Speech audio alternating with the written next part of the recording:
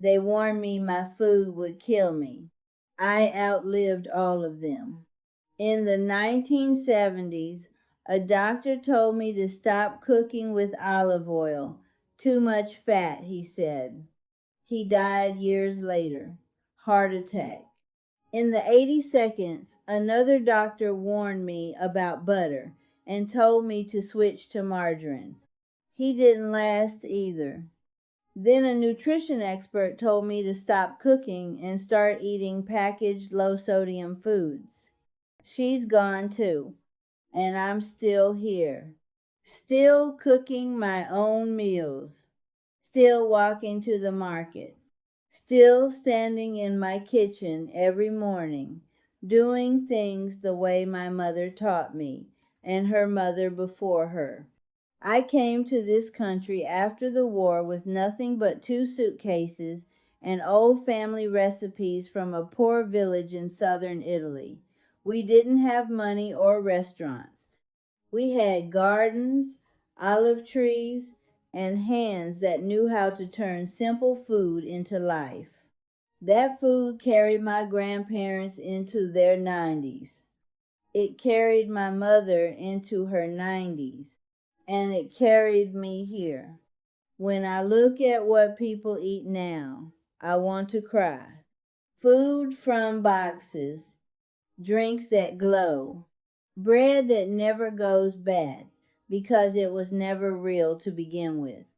People eat like this and wonder why they're exhausted at 40. Here's what I eat.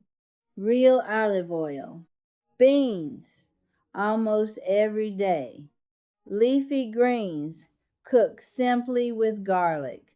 Garlic in everything. Tomatoes.